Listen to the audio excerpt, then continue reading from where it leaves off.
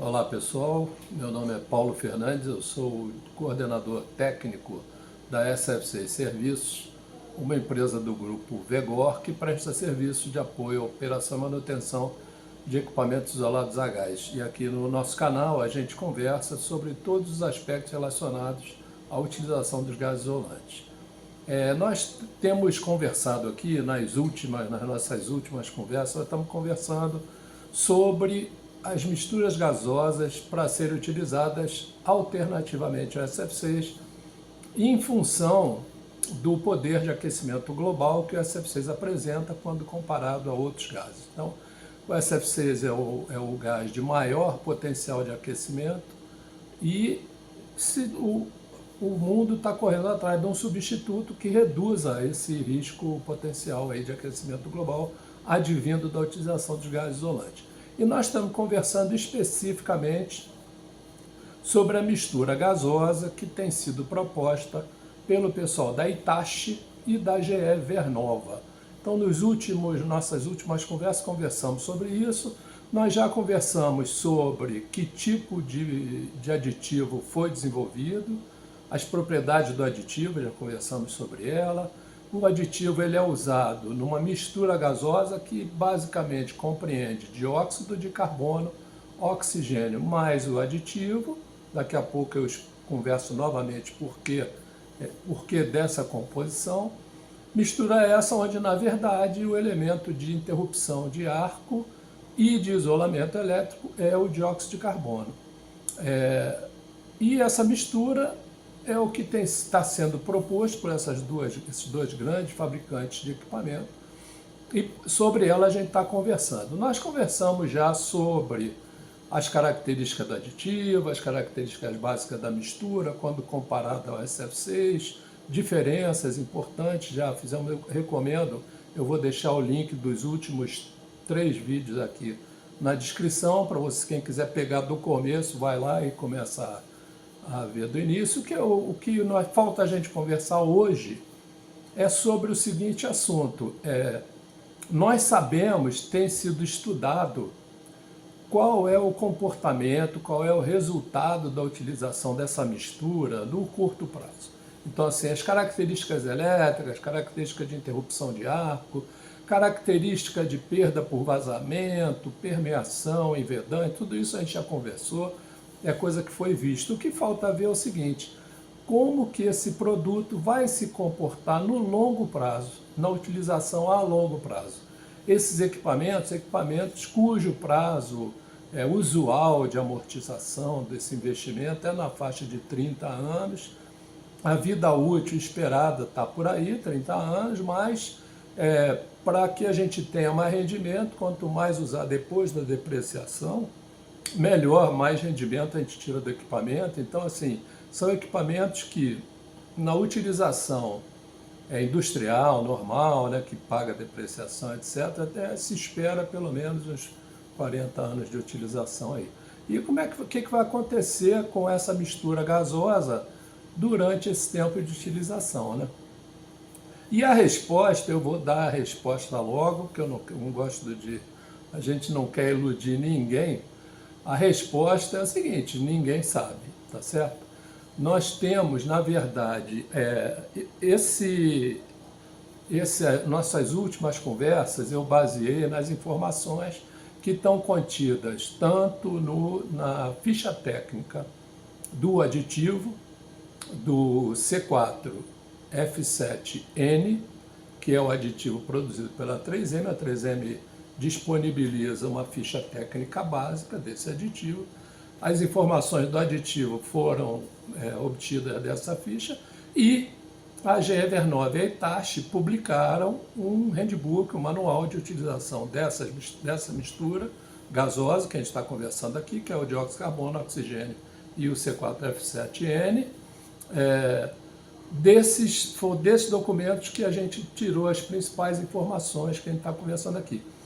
Tem informação que nós retiramos de alguns outros trabalhos científicos também, que eu vou deixar aqui a referência na descrição para quem quiser olhar. Mas o fato é que saber a gente não sabe nada. Não sabemos muita coisa pelo simples motivo de que esse material, essas misturas, tem sido utilizada na prática há muito pouco tempo. E, na verdade, que a experiência maior está em algumas GIS experimentais que foram preenchidas com essa mistura não há muito tempo. E a experiência em equipamento de interrupção é muito pequena. Então, o que a gente vai conversar aqui são, basicamente, possibilidades que advêm do conhecimento básico da química desses elementos, que a gente já possui, né? Mas o que vai acontecer na prática, de fato, assim, depende da condição específica de operação de cada equipamento, de cada situação. Por quê? Eu vou depois explicar para vocês as possibilidades, mas é importante ter sempre em mente que a velocidade de uma reação química depende basicamente de 3 fatores: pressão, temperatura e concentração dos reagentes. Todos esses fatores dependem do equipamento. Então, assim, cada possibilidade de reação ela é mais termodinamicamente ou cineticamente favorecida em função desses 3 fatores que eu acabei de mencionar para vocês. Eles vão ser diferentes de equipamento para equipamento, vamos tentar especular um pouquinho aqui, tá bom? Então é o seguinte, primeiro eu queria só relembrar qual é a estrutura desse aditivo, né? Esse aqui está na primeira figura, nessa figura 1 aqui, a gente pode ver a estrutura do C4F7N. Então, ele é um composto formado por carbono, flúor e nitrogênio. Então, a gente tem as ligações carbono-carbono, carbono-flúor e carbono-nitrogênio, certo? Essa é a composição básica desse elemento. E o que vai acontecer quando ele estiver operando? Durante a operação dos equipamentos de interrupção, é esperado que ocorra a decomposição dos gases, inclusive do aditivo, cada vez que a interrupção ocorre.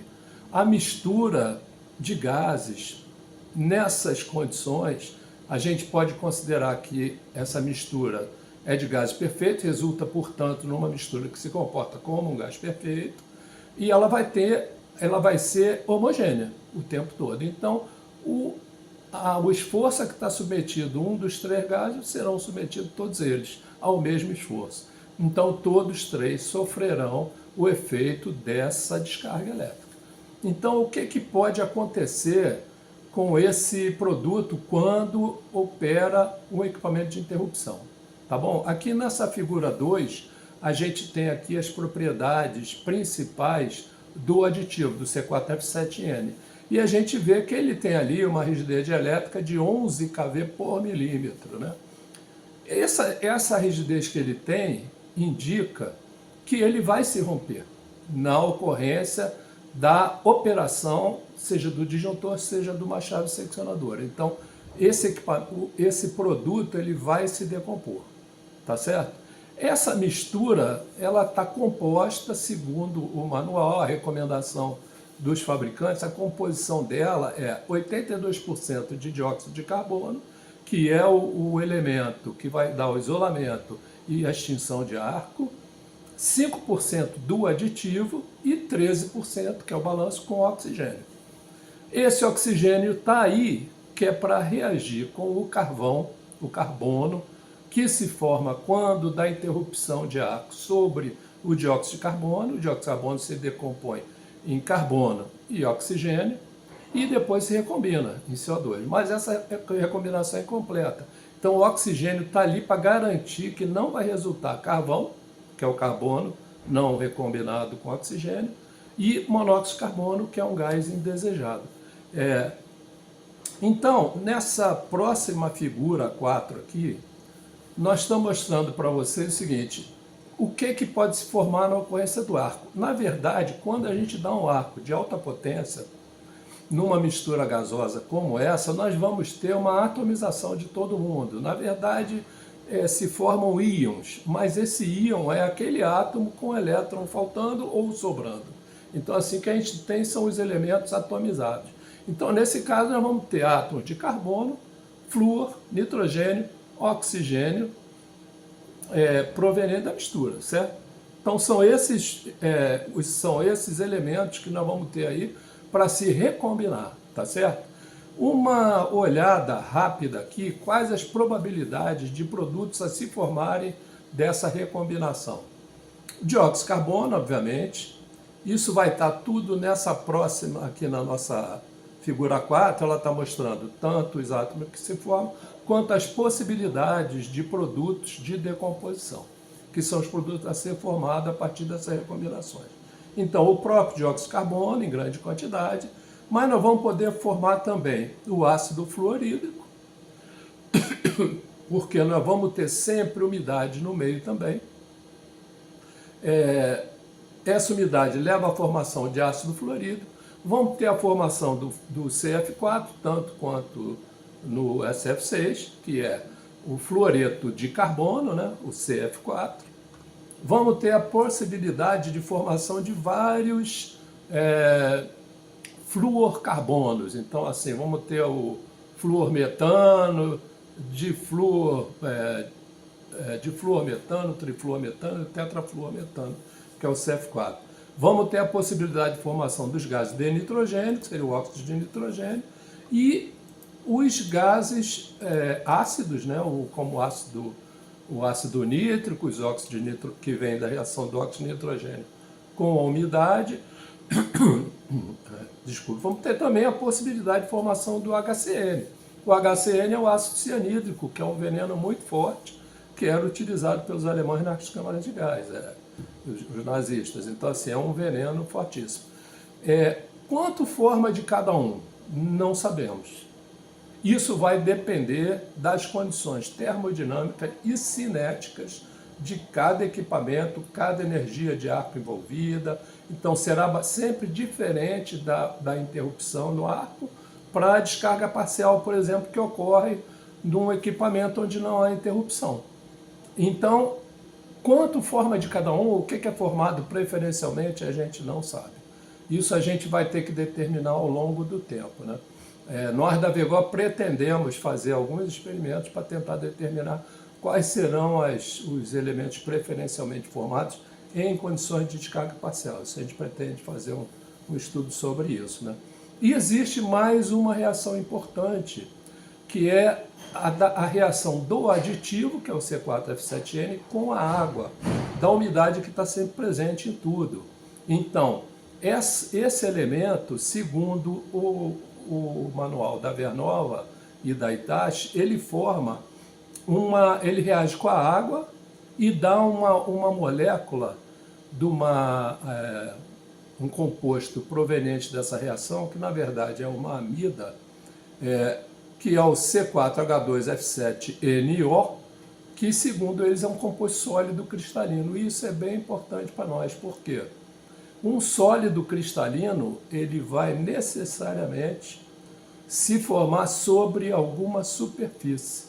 Ou, se ele se formar na camada gasosa, vai se depositar em alguma superfície. Segundo eles, esse composto ainda pode se dimerizar. Então, forma um composto com peso molecular dobrado, mais pesado ainda, que vai se depositar em alguma superfície. O depósito de um produto sólido numa superfície isolante ocasiona descargas parciais. Então, isso é um alerta aí para a gente. Então, lição de hoje, para a gente terminar a nossa conversa sobre essas misturas gasosas. Não sabemos muito sobre o comportamento a longo prazo, mas sabemos que vai ser necessário, no futuro, monitorar sempre a quantidade remanescente do aditivo na nossa mistura gasosa, porque na medida em que ele se decompõe, diminui a capacidade de isolamento da mistura. Segundo, e conforme ele diminui, aumenta também a formação desse composto sólido.